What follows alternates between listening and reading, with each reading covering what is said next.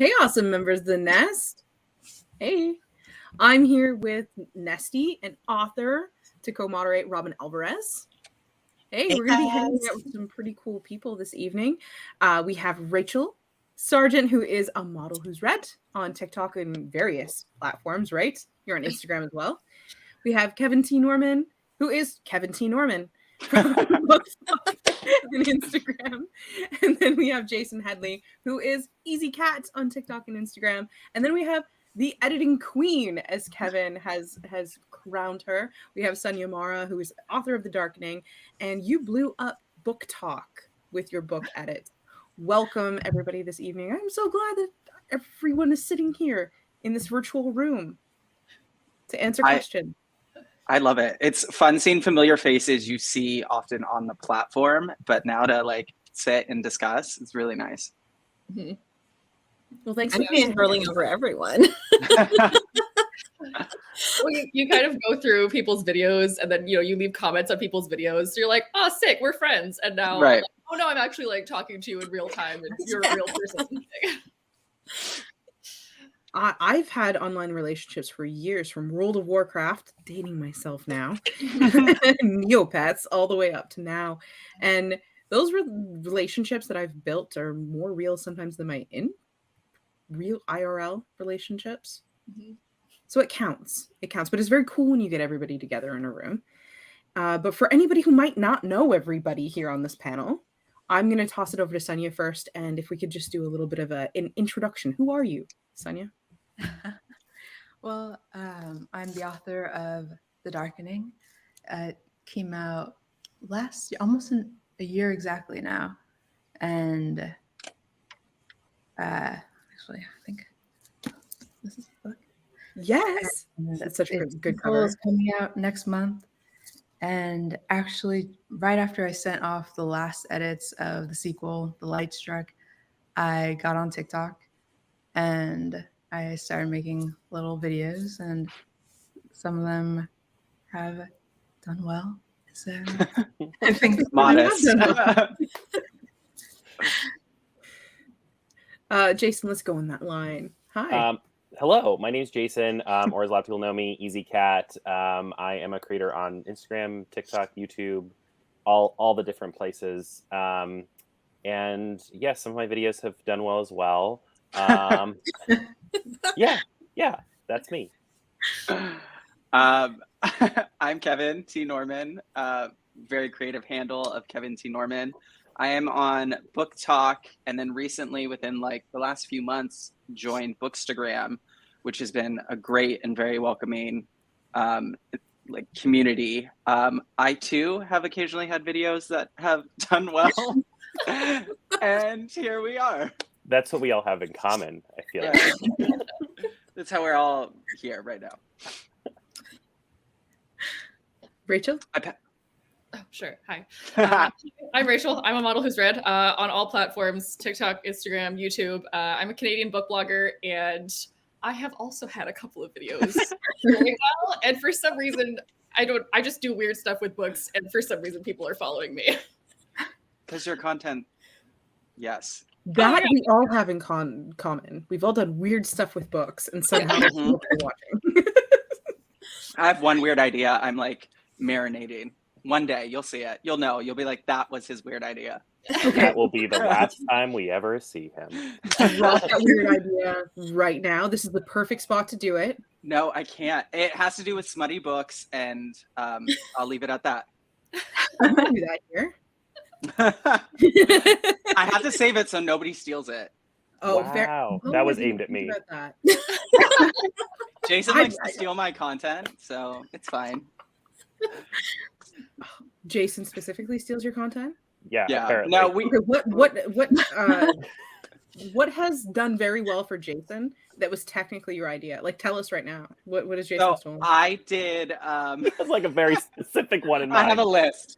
I did a video where it was like bookish pickup lines, and it did okay. Like TikTok didn't really pop off. Bookstagram liked it more, and then Jaysen, like a week or two later, did the same video, and his did by far better. And I The said, funny I texted thing him, is "You that stole my video." I at no point ever saw his video, his original video. And so he's like, "You stole my idea." I was like, "Which one?" And he sent me a video. I was like, "Oh, this is a really good video that you did." Thank you. You know, the first time that I ever saw you two was Feud like, and it was an immediate like, I want to know more about these people. Someone, I think that this was probably Kevin's video, but it didn't present as it because BookTok. Someone had come up to Jaysen at a festival and was like, "Hey, who's the best book talker?" And he was like, "Anyone but Kevin." And I didn't know either of you. And I went, "I want to know both of them right Who now." is And Kevin? Kevin comes up and he's like, "Shots fired." That sounds about right. Yeah, we just have that witty banner with each other. Oh my I God. think what's funny is like people will see the comments and I don't like they've reported Jaysen's comments before because they thought he was bullying me. But that's just like what we do online with each other. Yeah. Was that your appeal? You were I like, got a I'm community appealing this guidelines because violation we bully for each making other fun and of it's Kevin. okay. What's some gentle bullying between friends? Exactly. That's how I show love. I'm going to jump into a question for everybody. Yes. And it's the number one question that everybody wants to ask.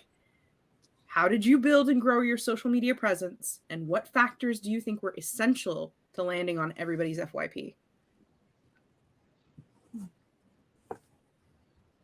You can also say, I have no idea, and have that be honest.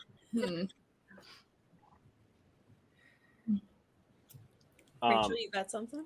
Yeah, if you have something, Yeah, please right. go. Yeah. Well, I'm just thinking. I was listening to I was listening to Swell Entertainment talk about this a little while ago on YouTube, and how she's saying that like a lot of people say, "Oh, it's only about consistency and using trending sounds and just like keep grinding," but like it's really like that's only such a small part of it. So I could say that like, yeah, I consistently posted, but I'm like, to get consistent posting, like, you know, I had to have stuff to talk about, and I, you know, used to work in a bookstore, so I already had that advantage there, and what have you. So it was, I guess it was a bit of like a right place, right time sort of situation. And then also, you know, hopping on trends, and then TikTok algorithm blessing me with, you know, one trending video that like did really well, and kind of building that way. So it is partially work, but it is also partially luck. Yeah, I said this in our panel yesterday, but I was very fortunate in that I joined BookTok very, very, very, very early on. Like I was kind of one of the first people on BookTok back when it first started. I mean, I saw a video a couple weeks after Kate Jacobs had made a video talking about BookTok, and I was like, I want to review books on BookTok. So I think part of early success was just that I was one of the only people doing it, which that was really cool.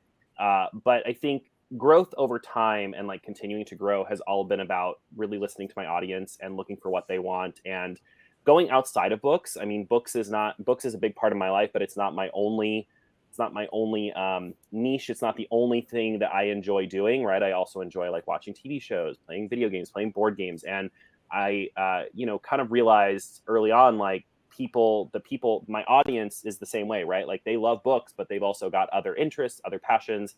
And so I always look for ways to like cross into other nerdy things like that in order to kind of like, celebrate those things with the audience I already have, but also find new people, because a lot of times, I'll make videos about Barbie movies and those people will start watching my videos and they'll be like, oh my gosh, I had no idea you made content about books, even though that's what I've been making content about from the beginning. So it's all, for me, it's a lot of the success I think has come from like cross-posting into other niches and finding other fandoms to kind of like bring them all together in this like nerdy kind of centerpiece of what I try to do.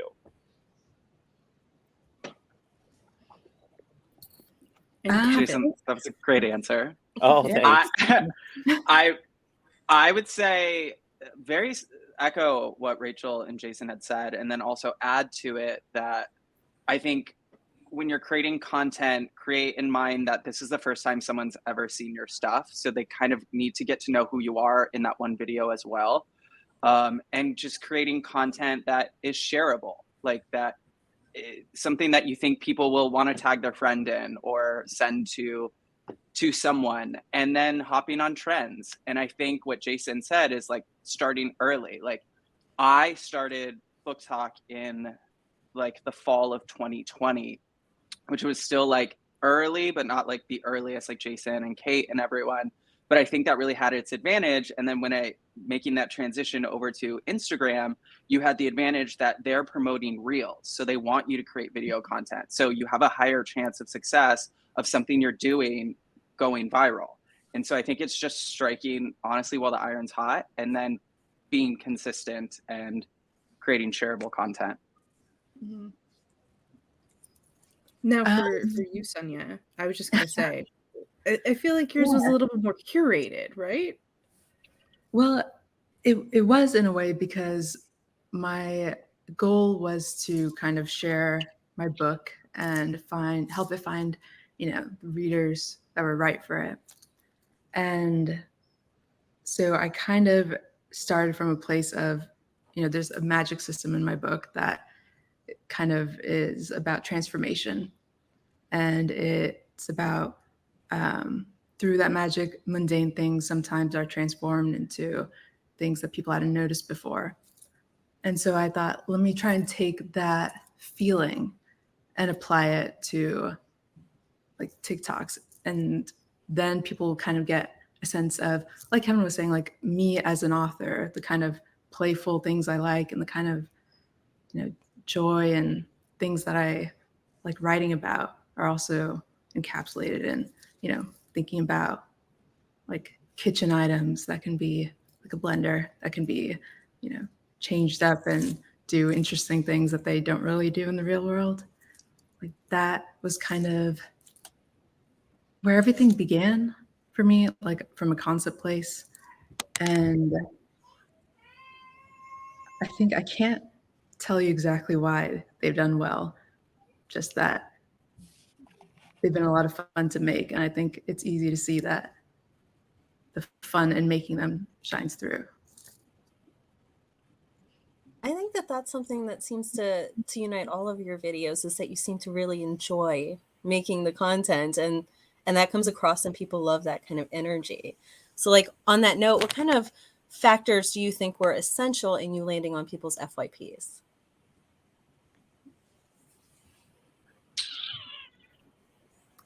I mean, I think talking about things that people have interest in, right? Like I talk a lot about, like, obviously, I talk about books, but like, even when I'm talking about like doing reactions to shows, I think there's going to be a huge difference between reacting to, like last year, there were a couple shows that like, as they were coming out, I was like, when it releases, I'm going to react to it.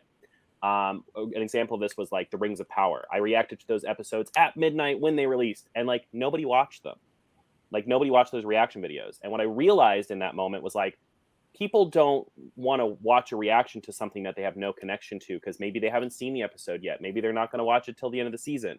But then if I was reacting to Doctor Who, lots of people already have an emotional connection to that, right? And that applies to books too, right? We always talk about how a great way to kind of find your way onto people's FYPs is to talk about a book that a lot of people have already read, or that a lot of people are reading at the current moment, right? Like, how easy was it to get on FYPs when you were talking about Fourth Wing, whether it was positive, negative, whatever, because everybody was talking about it. It's the reason that a lot of people feel like there's only 5 books on BookTok, because the books that get people on the FYP the first time a lot of times is books that people already have an emotional connection with. Like, it's much harder to get on the FYP with a brand new book that you're like, oh my gosh, this doesn't come out for another 3 months, but I just read the arc and I love it, as opposed to, hey, I just read Six of Crows for the first time, right? Like, people immediately have an emotional connection. And I think that is, when you get on the FYP, a lot of it comes from people having an emotional connection within like the first 3 seconds of your video. That was really well put. Yeah, I was about to say that was phenomenal. Stop.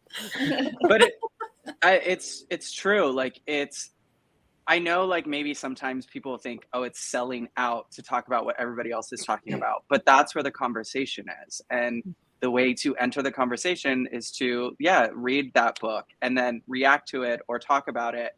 But then that's a great way for people to see your personality, the type of content you make. And then you can slowly start to introduce newer books or things they haven't seen before. So, yeah. I'd also say like getting more niche and that can be as big or small as you want. But like, I know when I started going more into like queer books and like my favorite sapphic books, or like here's a list of the best, you know, X, Y, and Z, like those tend to do really well because that's something that is niche that people are looking for. So I find like those videos do much better than me just being like, yeah, oh, I just found this book and like, doesn't it look cool? Or instead of being like, one very particular thing that is like super niche, let me tell you about it. I think for me, yeah, my niche is like one book, but the first 3 seconds, I've noticed that, you know, Jaysen, you're very right about that. Like, there's some little trick videos that me and my husband do them together that we've done that I think are adorable and just so fun, but there's no, you know, danger or something going on in the first 3 seconds. So they do all right, but yeah, not as good as when like a knife shows up and it cuts it. But yeah.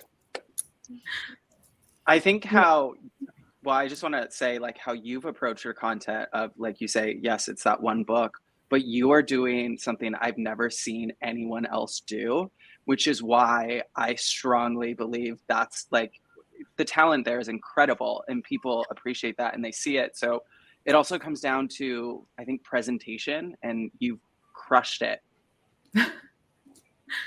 Thank you. I mean, I went to film school, which is where I met my husband. So like tiny leg up. Listen. Yeah. Take the props. Thank you. I have We a had a question really- from the. Oh, I'm sorry. That's okay. I think you were going to do a live question too. Yeah, Go it was for it, from Robin. Yay. Love for Horses One is asking, what advice were you given at any point that has stuck with you the most? Oh my gosh. I'll go. I feel like so many thoughts just came into my head. One, He's gonna let us all have it. Okay. So one thing that I remember, I think it was Hank Green was the person who talked about it, or it could have been someone else. I don't remember. But it's something that I shamelessly give as like my own advice now, mostly because I can't remember. Well, first of all, because I steal things apparently, but also because I can't remember where I heard it from. But it's the concept of I talked about this yesterday too, which is the concept of capture content versus nurture content, right? So the idea that some of the content you make should be capture content. That's like content that if someone sees it for the first time, it's very shareable. It's great content to get people to follow you. It's great content to show who you are, so people want to hit that follow button, right? This is like a viral video. Like when we think about a video that like gets a lot of views or a lot of hits, like that would be like a capture content. But then the other kind of content you want to make sure you're making is nurture content, right? Because it's not enough to just capture people and get them to subscribe. You need to give them an opportunity to follow along, give them a reason to keep coming back, right? Capture content would be like the pilot of a TV show or the first episode of a season. It's a great chance for people to start watching, right? But then you got to give them good episodes every week, or they're gonna log off and stop watching, right? So like on my page, this looks like me reading all of Discworld or me reading all of Narnia, and it gives people a reason to come back and see my reactions to those books, right? And it's really important to have both of those. And even though nurture content doesn't necessarily perform the way that like a viral video would, it still is nurturing the audience that you've cultivated. And I think that's super, super important. That's probably the most important one that I think of when I think of like advice that I've heard that's really stuck with me. Hmm. The other one that I thought of was Kevin, who anytime I am negotiating a brand deal, Kevin always says, ask for a number that scares you. That's that's the other advice that popped into my head. That's great advice. For me, it actually came from watching a TikTok video, and it like struck and it made so much sense. And I think because when I go into creating content, I overthink a lot and I am afraid to fail or make a mistake or, essentially. But the advice that TikTok gave is, she was like, I don't know who said it, but the saying is, I'm not afraid to be seen trying. And I like think of that all the time, that like I can't be afraid to try things or look foolish. And so it's like something that I just remind myself when I'm afraid to take a risk or do anything. I like have it written down on my laptop. I'm not afraid to be seen trying. So try. I love that. I want to put it on a post-it. That is really good. Yeah, I love that because I feel like no matter what, putting yourself out there in any way is embarrassing. You know, Yeah. It's revealing. So just being willing to do that is important. And for me, I think I'm rewording it a little bit. If you find something that delights you, then I think it's easier to do. And because when I started TikTok, I started by like watching what people were doing and getting into BookTok and all this. And I was like, and I had author friends who were saying like, you know, this works really great for me. And, you know, I just get in front of a camera and talk about, you know, history of this and that works great for me. And I tried that for like a couple days and I was like, none of this delights me. Like it's not natural to me or authentic to me. And I could have like toughed it out, but I would have never been excited to do it. And I would have never like just spontaneously like just come up with ideas all the time because it wasn't exciting to me. So I think like if something delights you, then it gives you the ideas feed themselves and it becomes just like a part of your life rather than a chore.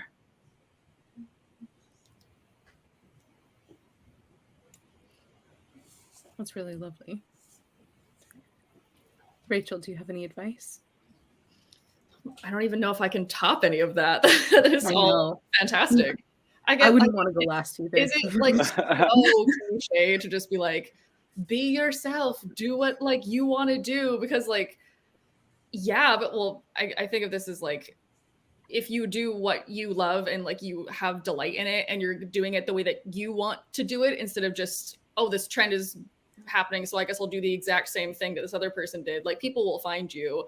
And that's why people like you, because you're doing something similar, but like a little different. There's a little twist on it. And I think about that, like I used to model, not anymore because I have a lot of tattoos, but I used to do that. And a lot of people would say like, you're being hired because of your red hair. So if someone didn't like me, it was like, oh, okay, well then they're just not looking for a redhead. And then other people would be like, oh my gosh, we love your red hair. Like, we don't care that you're not 6 feet tall. Like, please come, work with us. So it's all about that, like if you are yourself and you like just realize that like the stuff that you want to do is what you're doing, then other people will come to you and you'll find your community that way. Solid. This is all great advice that everybody's given and had. I really like this question from Along Street 13. What would you say are the positives, things you like, and negatives, the things you don't like, about each platform that you use on social media?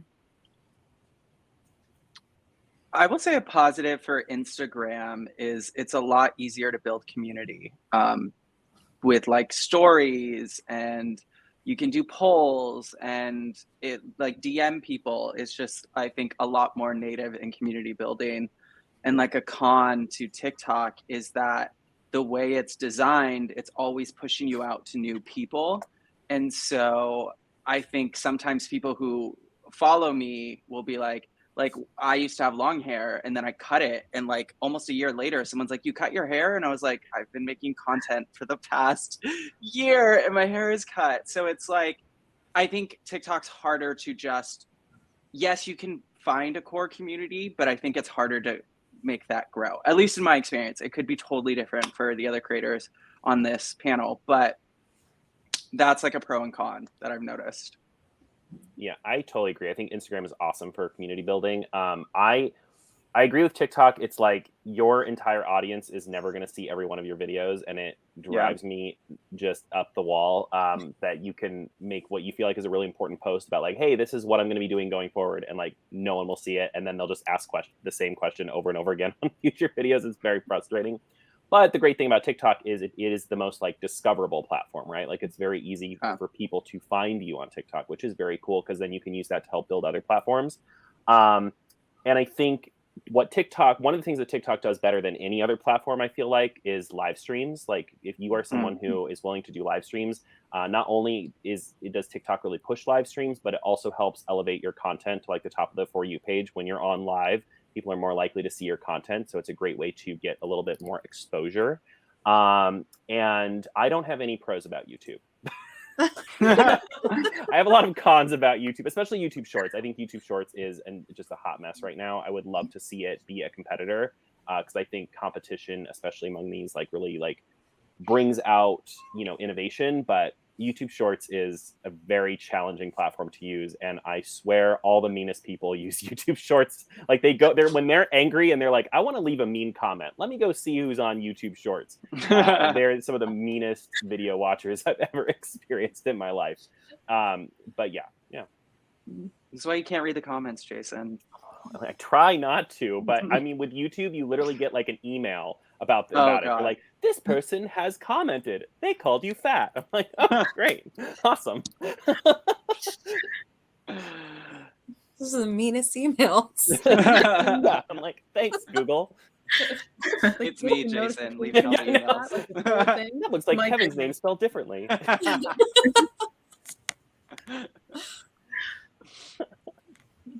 What do you think, Rachel? What's your least favorite?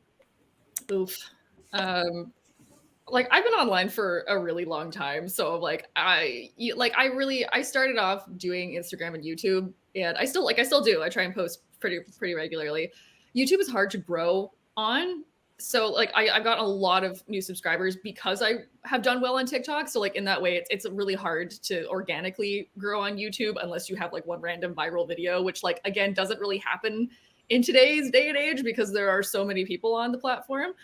I do like TikTok and the fact that like it gives you to new people very often, but then I think it's also easier for people to like getting a lot of like dead followers where people will like follow you, but then like not engage with anything because they saw one video. And sometimes people will be like, oh, this is a book video. I love books. I'm going to, engage with everything. And some people see it just a one-off video and then don't like, or then decide to unfollow later because they're like, oh, I followed this girl because she looked cool doing this thing and she doesn't do that ever, so I'm just gonna unfollow her again.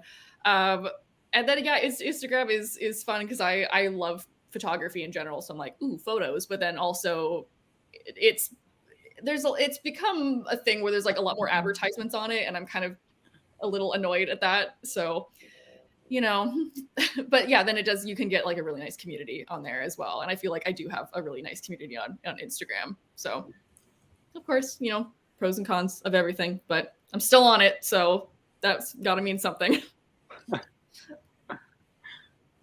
Sunya, how about you? I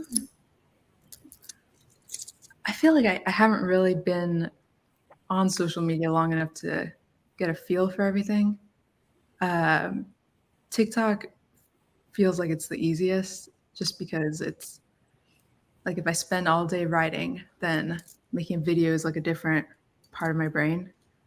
And for that reason, Twitter for me is the worst because it's like after a couple hours, it's like a run out of words and I've used them all up to write. And now I have to come up with something clever and it just doesn't work for me.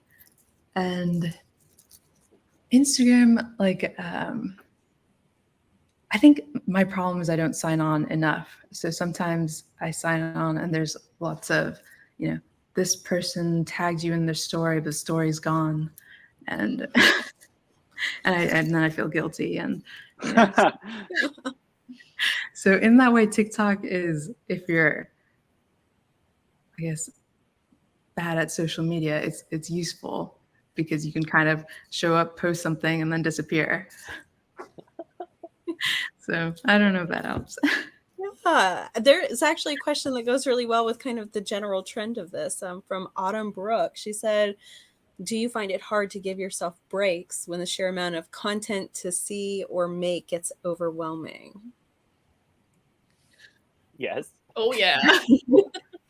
You guys are on a lot of platforms.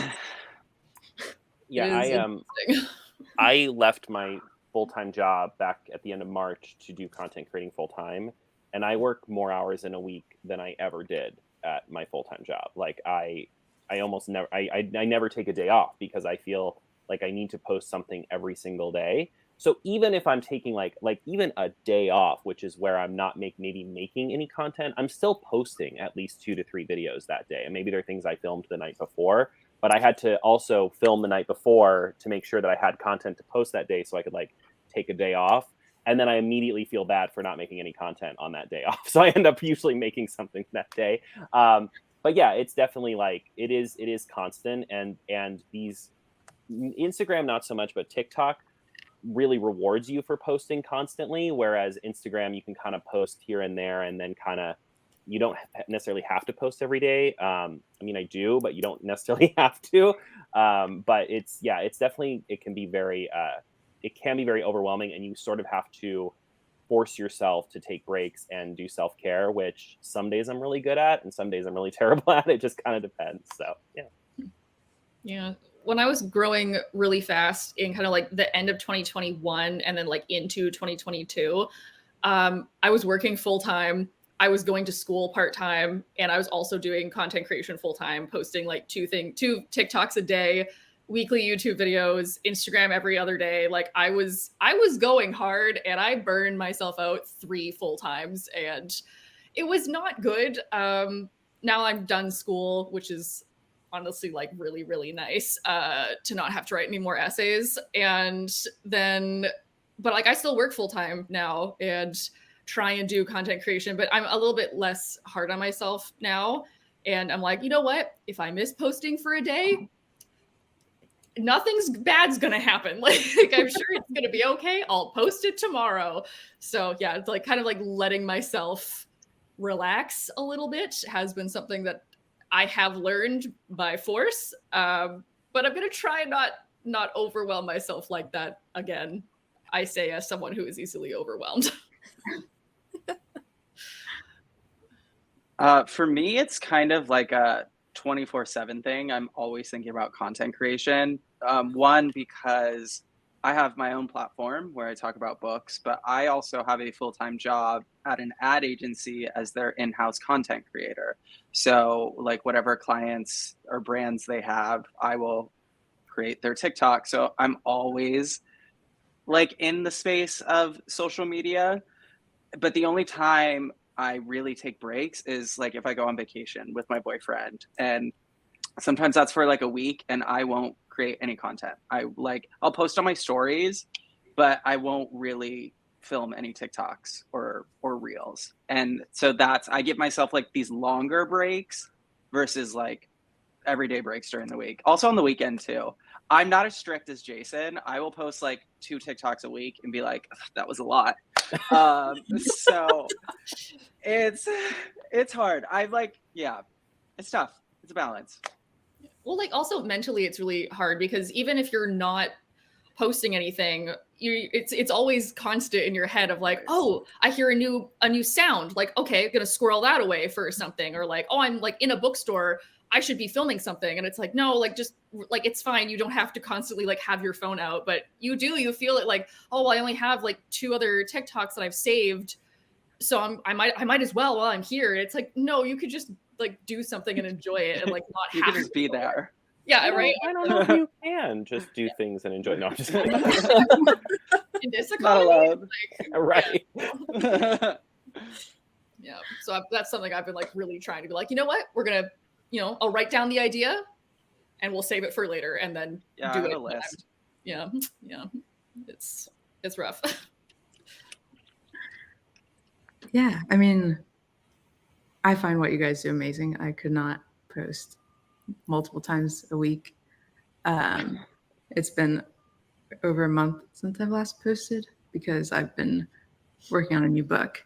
And I think for me, it's like it takes like the creative part of your brain to write a book and come up with these things. And when I'm really in the writing space, then I'm maxed out. And I keep a list of ideas, and there's a couple in the works that probably in a week or so I'll start posting again for the Light Struck. But I think, at least from the author point of view, the most important thing is the book. So making sure I'm creating the space to write, and like my phone, I don't take my phone into my office and there's no Wi-Fi there. And that's like the only thing that keeps me like sane and really calm about writing. Yeah, That's I mean, so I think breaks. disciplined. I do have a question specifically about yours, Sunya. How long does it take to make those videos? They're so beautiful. It depends, because a lot of times, I mean, the process is usually me and my husband go out for breakfast, and then we pitch each other ideas until both of us laughs at one. And then we film it and kind of like we figure out how to make this thing that we just like the idea we just came up with. And that, like there's one with the cake and cutting into it, and I had to learn how to, bake a cake that looked like a book, which is a lot harder than it sounds and a lot harder than I thought it was going to be. But, I learned how to use modeling chocolate, and then usually we film it in like a complicated one will take like an hour, but it's not long to film. But most of the time it's on the back end in After Effects editing. Yeah, no matter how long a TikTok is to film, editing is always 10 times as long. Yeah. I can't imagine how long it takes for you to make those like mini movies that you post. They're incredible. I think it helps that it's almost like our version of going on a date. It's like, oh, let's go make a fun little video. And yeah. I'm obsessed. We love a supportive partner. Right. He's the best. That's so cute. I have to interrupt our regularly scheduled programming though, because we have giveaway winners. And Ooh. I didn't hint about the giveaways that we have for this, so I'm very, very excited for them. So some lucky winners are going to win some pretty cool stuff. Firstly, I have some queer arcs that we've been sent from Macmillan. We've got Night of the Living Queers, a horror anthology edited by Shelley Page. And we are going to give that one to Annie, Are You Okay? Which I love that username. We are going to give Godly Heathens by H.E. Edgman to Along Street 13. Thank you for your question earlier. And Gwen and Art Are Not in Love, which I love this book that's coming up by Lex Croucher, and that is going to go to Konnichiwa. Thank you. And some very, very cool ones coming up. We have 2 boxes of our Raven Boys exclusive editions, and those are going to be going to Faith Lynn and Hoarding Books, Herding Cats. And finally, if we can get a drum roll, this is 3. I'm giving it 3 of these. So 3 copies of our exclusive edition of Threads of Power by V.E. Schwab, which we don't even have out yet, but we will send to you when we do have them, are going to Alana Reed's, Chrisology 102, and Pertinent Postmortem. Congratulations, everybody. Wow. It was a huge drop of giveaways, so congrats. We will contact you next week. We're a little busy this weekend, but we will get to it, I promise. And Robin, do you want to grab another live question? Sure. Okay. That was good. What is the best way? Oh, sorry. Movie Monster 67. What is the best way that you filter out negative comments versus positive comments? Don't look at them. I will say TikTok has this cool feature that you could like put certain keywords in and those won't show up, but they also have a feature I learned the hard way. They have a feature where you can let people comment, but it won't ever appear. So like they get the satisfaction of leaving their negative comment, but it will never be in the comment section. So that's really fun. But my advice is if a video is going viral, I don't look, like, because people can be they say like the meanest things about the dumbest stuff. Like people were upset at me because I had my pronouns in my bio, and that made me a clown. And I'm like, okay, like it's really interesting, especially like if you go viral for something queer, be prepared for a lot of homophobia in the comments because it reaches outside that like audience. I can't tell you how many times people have commented, I don't have a dad. And it like makes me laugh because I'm like, my dad loves me and supports me so much but it's just like, yeah, my advice is don't look unless you are like prepared. I always say respond to the first comments that come in. That way, those are generally positive because they're people who follow you and see your content regularly. I would engage with that. And then after a day or so, I wouldn't go back, really. Yeah, I agree. I engage with my comment section on new videos for, depending on how well the video is doing. If the video is kind of a quieter video, like especially if I'm posting like reactions or things like that, they might start off quieter. So I'll give myself like an hour, anywhere from an hour to 3 or 4 hours, depending on how quickly the video is ramping up, to engage with the comment section. And then after that, I usually am like, okay, I'm going to put it away unless something pops up where I'm like, okay, I need to handle this or I need to respond to this, whichever, sometimes it does. But in general, I sort of like give the video that little bit of time. And it also is a great way to like reward the people who are following you, who are commenting. People love to comment first, right? And I love to be able to interact with the people that are really excited to be there early. And then kind of like put it away as the video kind of grows, because at a certain point people just start having conversations with each other in the comments. They don't even need you anymore. Like your job is done. They can have their own little chat. Mostly I just look at comments that, again, yeah, the great idea of like just the first couple, then once it starts going, I'm like, I'm not gonna look at it anymore. But mostly like if I see a negative comment, I just ask myself, like, do I care? Like, do I care that this person thinks that book is boring? No. And that's kind of like, I liked it, that's nice, you know what I mean? Like that's that kind of thing. So like if people are giving you a hard time, or even just not being like, not even like outright horrible, but even if they're just being rude or just generally negative, I just kind of look at those comments and I'm like, what does this mean to me? Like, this doesn't mean anything to me. And I can kind of just like, all right, thanks for boosting me in the algorithm by commenting on my post, and just ignore it.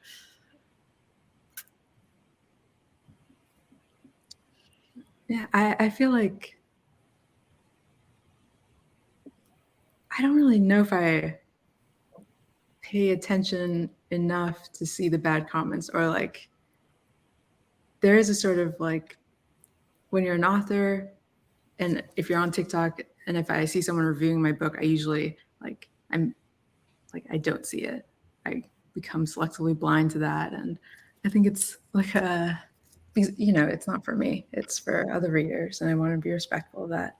So it's almost like bad comments are also not for me. They're for grumpy people or something. I'm not sure. So I just kind of, but I wasn't always like this, and it's like a skill to develop. But can you tell me how to do it? Well, I think about Ryan Johnson, who directed like Knives Out and all that. He says something like,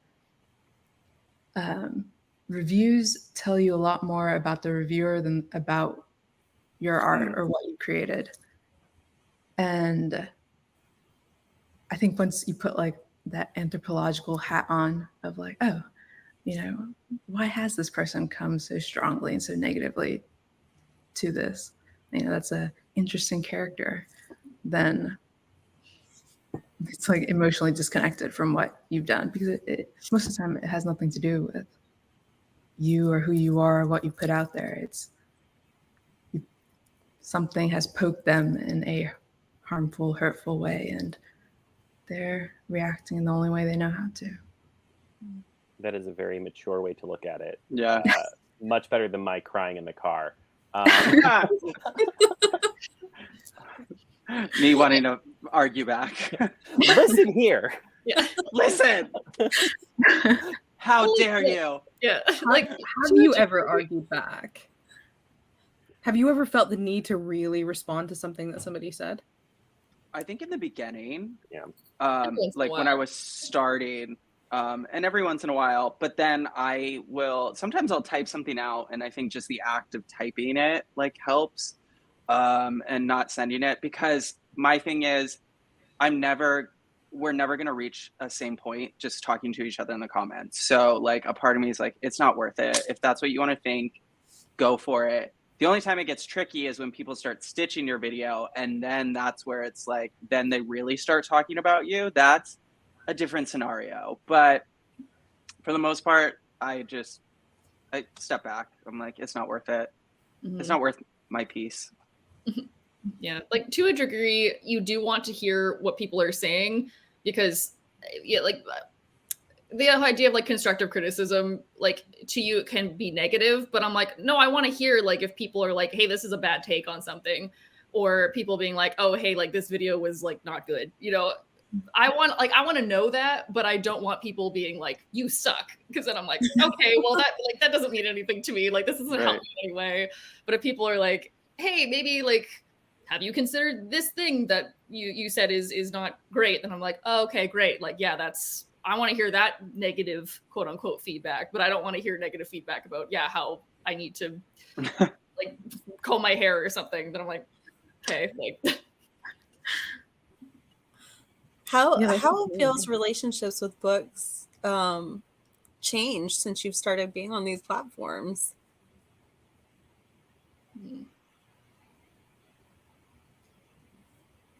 I feel it's just like I'm doing the same thing I've always done. I'm reading stuff and I'm enjoying it, and like I want to share it with people. It's just like on steroids, like what I used to work at a bookstore. I used to be on like review programs. So, and I had my own Instagram and stuff like when I did that. So I'm just like doing it more, but with that comes added pressure of like, I feel like I need to keep up with a lot of stuff, and I can't afford to have reading slumps and what have you. So in that regard, it's like, and then also, the urge to consumerism is always there, and I'm constantly battling that.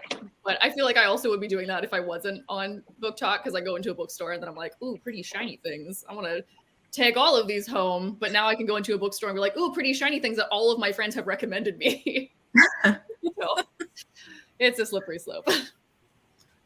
I think I read more diversely now than I ever did before BookTok. Like, I remember distinctly when I joined BookTok, I remember thinking I remember hearing people talk about like, make sure you're reading diversely, like really early on. And I was like, listen, I read diversely, right?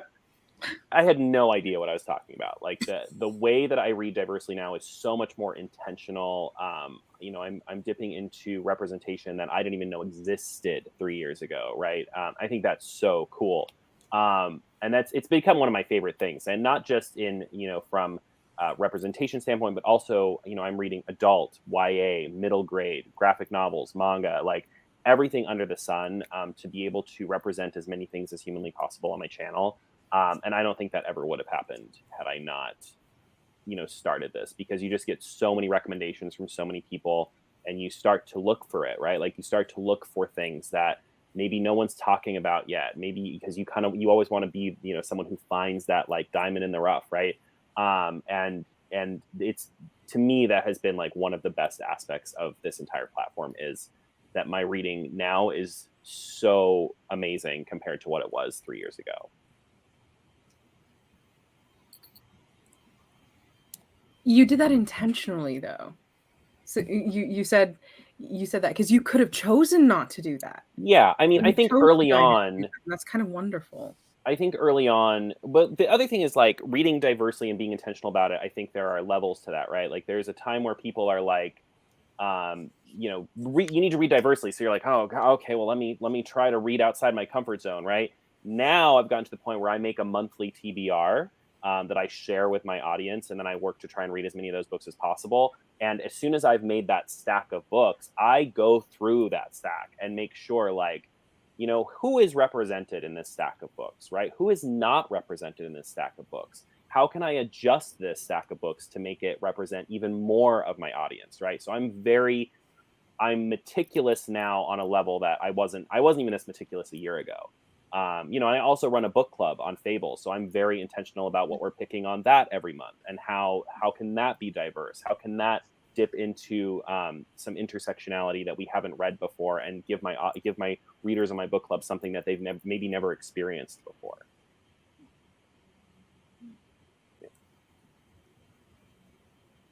I will say, being on these platforms made me just fall even more in love with books. I think sometimes people would think like, are you sick of books? Are you sick of reading? Like, does it feel like a job? I feel like everything feels like work in life, and this is one in which I enjoy doing. So I love it. And like to Jason's point, I do find I'm reading a lot more diversely, not just in authors, but in genres. And I have discovered so many of my favorite books because of this platform. And it's just nice because there's a community for every genre, I would say, of books on these platforms, and just like finding where you fit in has been fun. Yeah, the sense of community is definitely what keeps me coming back. Like, I could yell about books all day, but having someone also engage with that, and then being like, I also love this thing, and then having so many like friends I've met on the internet through this is like so wonderful and lovely. I've been trying to think if my reading habits have changed, but I think I am more aware of,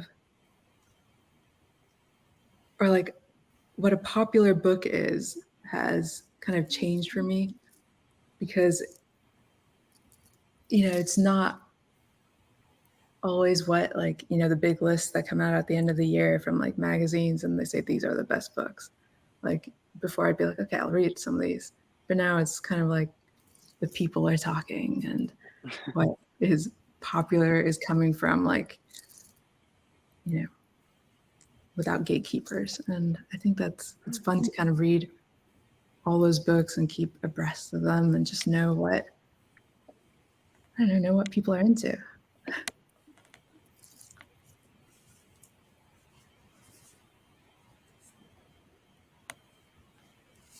Well, on that note, then, in your opinion, why do you think BookTok has emerged as a trendsetter, a major influencer in the bookish community? Because we are getting books from readers, and they're the ones that seem to like have that power now, which is fantastic. I think it's straight up enthusiasm. Like, because before, if you have one person on YouTube be like, this book is really good, you should go buy it. Like, sure, you're going to have some people be like, oh, yeah, okay. But like when you have 70 videos in a row of people being like, this is the best book I've ever read, they're like, yeah, I'm going to get hyped and I'm going to want to go and do it. So I think it's that like everyone's in, like, if you get into that niche, everyone is enthusiastic. And then like you also have basically a built-in community. If you can be like, I read this book and liked it, you're going to get other people that want to engage with you. And then of course everything is fast and putting twists on stuff and making it fun. Like, reading's fun again. I'm so happy that that's happening to a younger generation, and also like my own generation. Because I had friends who were like in their mid 20s and like late 20s, be like, oh, I haven't read since high school or university for fun. And now they're like, oh yeah, I joined BookTok and like I've read all this stuff now. Like, that's so fantastic that you could be any age and pick it up again and be enthusiastic about books. Yeah, I think there's. Oh, go ahead. You go, Kevin. Well, I better go because you might steal what I say. Yeah. So. And let me take notes. No, go ahead, Jaysen. I'm kind. Wow. Okay. Children, I will turn this bookmobile right around. What was I going to say? Oh, I think the speed at which you can get recommendations on TikTok, I mean, unlike YouTube, right? Like, Yep, is this what you were going to say? It was part of my point, but keep going. If you watch a YouTube video, a BookTube video, they're like, even when I post BookTube videos, they're like 30 minutes long or 20 to 30 minutes long, right? And that's a lot of time, and I'm giving a lot of book recommendations in that time. But on TikTok, depending on how fast you scroll, I almost threw my headphones away. You can see, 10 book recommendations in the course of a minute, right? Like, you can really fly through book recommendations, and it's very easy to see lots of things you want to read. And it definitely does promote that consumerism, right? That's kind of a discussion that we've been having on BookTok for a while now, which is that you don't necessarily have to buy every book that you see. That I'm not good at following that advice, but maybe someone will be. But I think, that book talk really fuels that, right? Where it's like, you want to be part of the conversation, right? Like, I have to read this book because everybody's talking about this book. I have to see what the hype is about, right? And it's so much faster and so much more furious than on something like BookTube or even on Bookstagram. Yeah, I was just going to say, I think the reason why Book Talk grew so fast and why you see a table in like every bookstore you go to, one, I think the pandemic had a lot to do with it. We're all at home, we're all on our phones, and we had more time to sit and read. But also, second, accessibility. The way the algorithm works is somebody who's not normally a book lover might see one viral book video and they're like, oh, maybe I should read again. Let me like write that book down. And so I think in like BookTube days, you kind of had to like be watching that content or search for it. And the way TikTok works, it's like average Joe can one day randomly get a book video, and then that could just snowball. I also like how, this is TikTok, but also things like OwlCrate and like subscription boxes where they've started to expand the magic of a book. Like, it's no longer, the book is the book and you tell your friend, I loved it. But now it's like people are creating art in a way that is reaching a lot more people, even like when they create aesthetics or when they just talk about it and they're enthusiastic about it. And now these books are like the books and the world and the magic and the characters are all kind of becoming part of a community. And I think it's just really beautiful, that there's so much around books now that you can engage with too. We have a question from the audience. Clemsdale 13 is asking, what is your favorite and least favorite aspect of being in the public eye? You're laughing. Now I'm way more interested. Okay. I am too. Yeah. I'm just laughing because I'm having like flashbacks of everyone coming up to Jaysen and I and having me take the pictures of Jaysen. And so I've never been humbled so quick. And I like the first Y'all West we went to, I made an entire montage video of me having to take all the photos of Jaysen and his many, many fans. So that's what I was thinking of the second you asked the question. I really appreciate you taking all those photos, Kevin. That was really nice of you. I'll send you a bill. Yeah, I won't forget. I think, I can't remember if we talked about this on the panel yesterday or after the panel, but I think it's really cool that I've been able to connect with so many people. The first time I got recognized in public, I was very stressed about it, but now I think it's really cool. And it's so cool that I'm able to connect with people that I've never met before about books and and have these conversations with people that I meet in real life now. They're like, oh my gosh, I found this book because of you, and it's become my favorite book. And I think that's so special. I was talking about this yesterday, where now I have to be a little bit careful about like what I'm talking about or what I'm doing in public, because I remember one time we were having like a really sometimes with your friends you have like inappropriate conversations, right? We were having an inappropriate conversation in line at Halloween Horror Nights at Universal Studios. Just vile, inappropriate conversation, and someone who was definitely like a teenage, like 14 or 15 walked by and was like, oh my god, I love your videos. And I'm like, how much of that did she hear? So I think I have to be like more cognizant of like what I do and how I act in public now, so that I don't make an absolute fool of myself. So that's a little challenging, but it's not too bad. It's fine. It's still so cool to be able to connect with people in this way.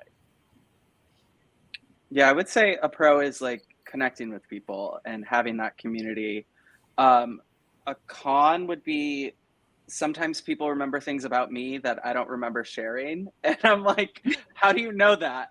Yeah. And then I was like, oh wait, I made a post talking about my mental health. That's how you know this about me. So yeah, it's like, I enjoy it though. Like I love meeting other readers. Yeah.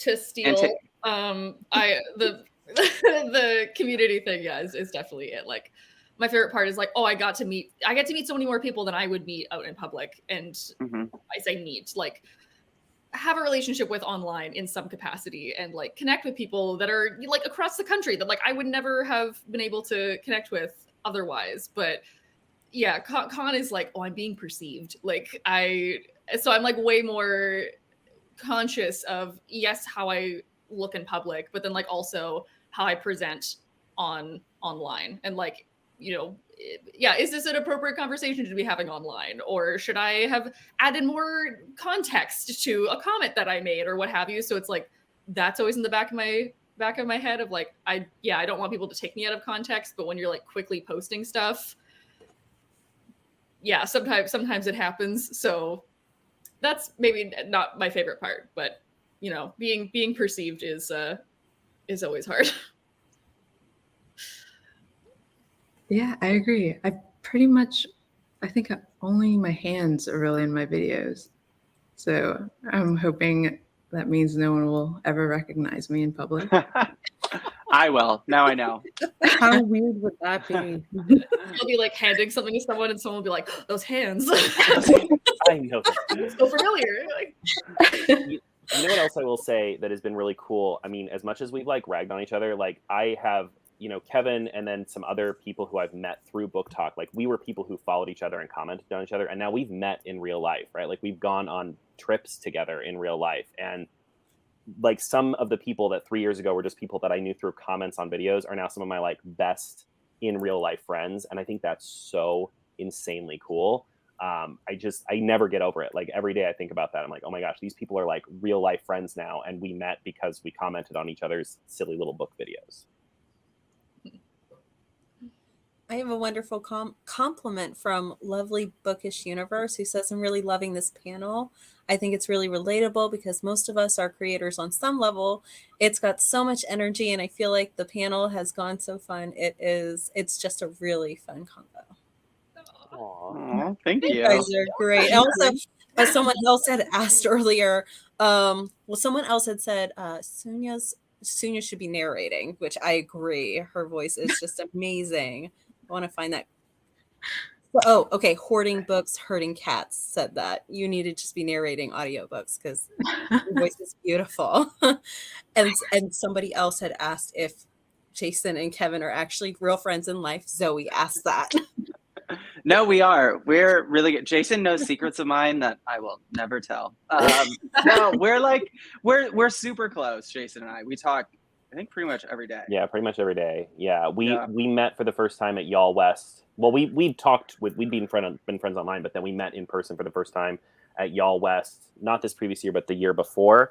And we met with 3 other book talkers. We all, the 5 of us, stayed in an Airbnb and like went to Y'all West and then went to Disney the next day. And it was like some of the most fun I've ever had. Yeah. So yeah, we're friends. We just give each other a hard time. As friends too. That's awesome. Well, I have to ask, has everybody had fun on this panel and at OwlCrate-A-Con in general? Amazing. Thank you to everybody who's joined us. Unfortunately, we are out of time. So we'll have to do this again sometime, right? Yes, deal. Of course. So thank you to Rachel, Kevin, Jaysen, and Sunya for joining us. And of course, Robin, thank you. Robin is a Nestie as well, and it's been such a cool journey with you in the last 6 months. Thank you to everybody who's watching, because without readers and watchers of everything, we would not be here at all. So thank you most of all.